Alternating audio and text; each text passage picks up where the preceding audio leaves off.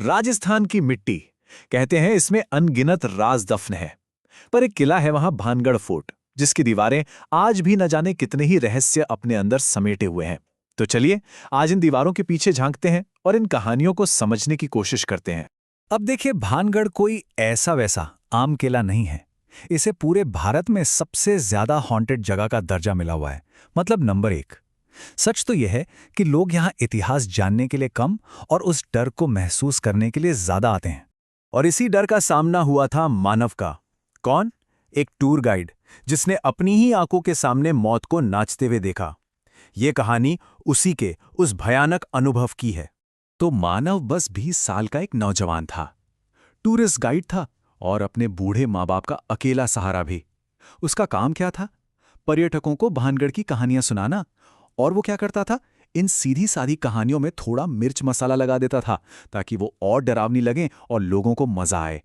भानगढ़ का एक नियम है, एक ऐसा नियम जो कभी नहीं टूटता, और इसे बनाया है आर्कियोलॉजिकल सर्वे ऑफ इंडिया यानी ASI ने।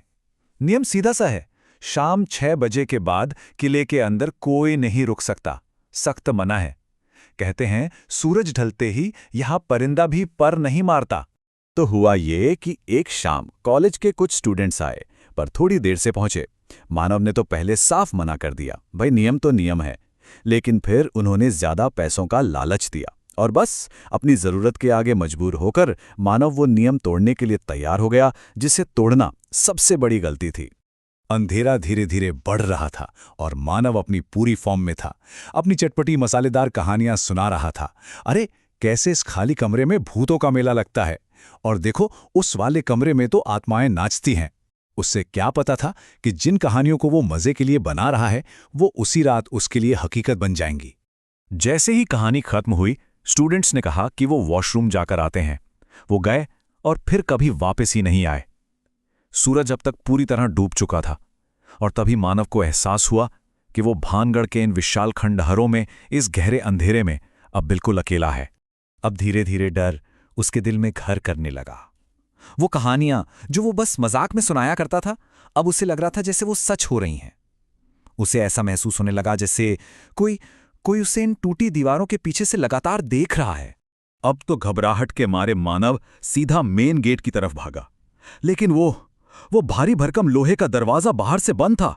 अब वो समझ गया कि वो यहां फंस चुका है, कैद हो गया है, और उसकी चीखें सुनने वाला दूर दूर तक, मीलों तक कोई नहीं था।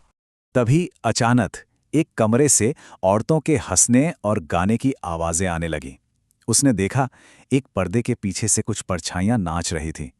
एक पल के लिए तो मानो की जान में जान आई। उसे लगा चलो मैं अकेला नहीं हूं, शायद ये लोग मेरी मदद कर सकते हैं। उसने थोड़ी हिम्मत जुटाई और पर्दा हटाया, लेकिन सामने कुछ भी नहीं था सिवाय घने अंधेरे के। एक सेकंड पहले जहां इतनी चहल पहल थी, अब वहां सिर्फ एक डरावनी खौफनाक खामोशी थी। जैसे ही वो पीछे पलटा, उसकी नजर एक औरत पर पड़ी, और उसके चेहरे पर एक ऐसी मुस्कान थी जिसे देखकर ही रूह कांप जाए। मानव के तो पैर ही जम गए।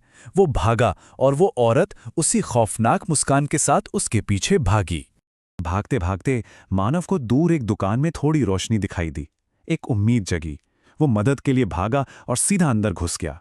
लेकिन जैसे ही दुकानदार ने अपना चेहरा उसकी तरफ घुमाया, वो वही औरत थी, और इससे पहले कि वो कुछ समझ पाता, आसपास की दीवारों से और भी साए निकलने लगे। अब अपनी जान बचाने के लिए मानव बस पागलों की तरह भागा।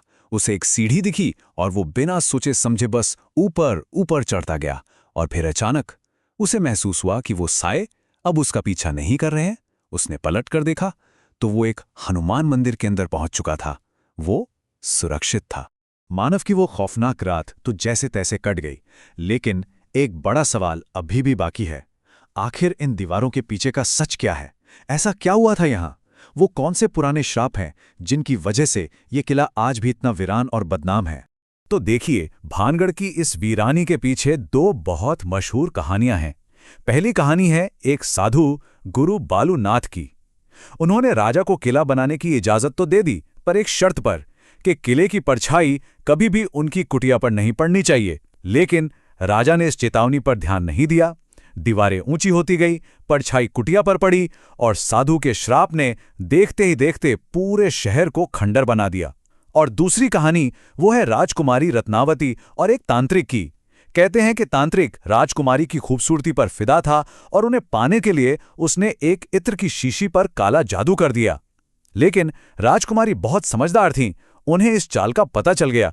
उन्होंने वो शीशी उठाई और एक बड़ी सी चट्टान पर दे मारी। वो बोतल टूटी, चट्टान लुढ़की और सीधा उस तांत्रिक को कुचल दिया। और मरते मरते उस तांत्रिक ने पूरे भानगढ़ को श्राप दिया कि यहां कभी कोई जिंदा नहीं बचेगा। तो क्या सच में इन श्रापों में ही भानगढ़ की सच्चाई छुपी है, या फिर कहानी कुछ और ही है? चलिए अब जरा इन लोक कथाओं और असलियत के बीच की परत को हटाने की कोशिश करते हैं। हाँ, ये भी सच है कि कई पैरानॉर्मल इन्वेस्टिगेटर्स, जिनमें गौरव तिवारी जैसे बड़े नाम भी शामिल हैं, भानगढ़ गए हैं। पर सच कहूं तो ज्यादातर को वहां पर किसी भी पैरानॉर्मल एक्टिविटी का कोई ठोस सबूत नहीं मिला। कई लोगों का यह भी मानना है कि ये जो कहानियां हैं, इन्हें वहां के लोकल टूर गाइड ही और दिलचस्प बनाने के लिए बड़ा चढ़ाकर सुनाते रहते हैं। मतलब जो सबसे डरावनी बातें हम सुनते हैं वो असल में लोक कथाओं का हिस्सा हैं, कोई वेरीफाइड फैक्ट नहीं। तो आखिर में सवाल ये नहीं बचता कि भानगढ़ में सच में भूत हैं या नहीं। शायद हों, या शायद ये सब सिर्फ कहानियां हों। लेकिन एक चीज है जो बिल्कुल असली है, वो है उस जगह पर जाकर महसूस होने वाला डर। वो डर 100% असली है, क्योंकि कहते हैं ना, डर को नापने का कोई मीटर नहीं होता, डर तो बस डर होता है।